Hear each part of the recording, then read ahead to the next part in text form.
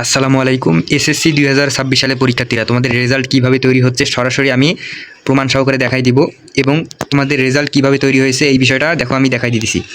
এখানে দেখো আজকের ভিডিওতে দেখাবো যে রেজাল্টটা কীভাবে তৈরি হয়েছে শিক্ষা বোর্ডে। ইতিমধ্যে তোমাদের সকল শিক্ষার্থীর রেজাল্ট বোর্ড ভিত্তিক কিন্তু তৈরি হওয়া মানে প্রায় কমপ্লিট।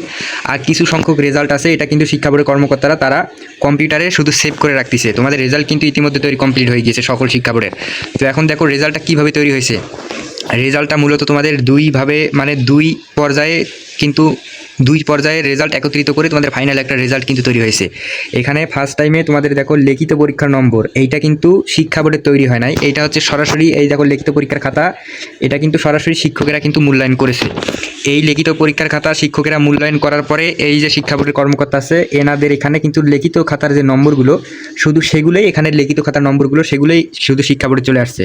আর তোমাদের বোর্ড পরীক্ষার খাতাগুলো একপাশে রেখে দিয়েছে এবং তোমাদের শুধু নম্বরটা লিখিত পরীক্ষার নম্বরটা শুধু এই শিক্ষা বোর্ডের কর্মকর্তারা এখানে কম্পিউটারের মাধ্যমে এমসিকিউটা আগে থেকে শিক্ষা বোর্ডে কিন্তু কেটে রাখা হয়েছে এমসিকিউটা।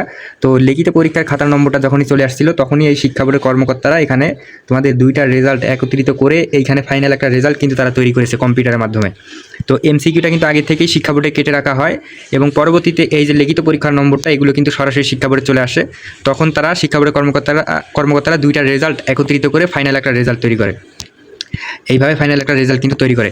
তাই তোমাদের রেজাল্ট ইতিমধ্যে তৈরি কমপ্লিট হয়েছে এবং তোমরা যারা এমসিকিউ নিয়ে টেনশনে আসলা, আমি 3টা ভিডিও আপলোড করেছি। এমসিকিউতে যাদের শর্ট হবে 3 নাম্বার পর্যন্ত তোমাদেরকে পাস করে দেওয়া হবে। তোমরা আমার ইউটিউব চ্যানেলে ঢুকে সেই ভিডিওগুলো দেখে নিবে, তাহলে আর কোনো সমস্যা থাকবে না। তো এইভাবেই মূলত তোমাদের রেজাল্টটা তৈরি হয়েছে। তাই তোমরা অবশ্যই তোমাদের মূল্যবান মতামতটি কমেন্ট করে জানাই দিবা এবং রেজাল্ট কীভাবে দেখবা সকল তথ্য কিন্তু এই চ্যানেলের মাধ্যমেই প্রকাশ হয়ে থাকবে। তাই তোমরা অবশ্যই সাবস্ক্রাইব করে তোমাদের মূল্যবান মতামতটি কমেন্ট করবে এবং আমি সেই অনুযায়ী তোমাদের কমেন্টের ভিত্তিতে প্রমাণসহ ভিডিওগুলো দিয়ে দেবো।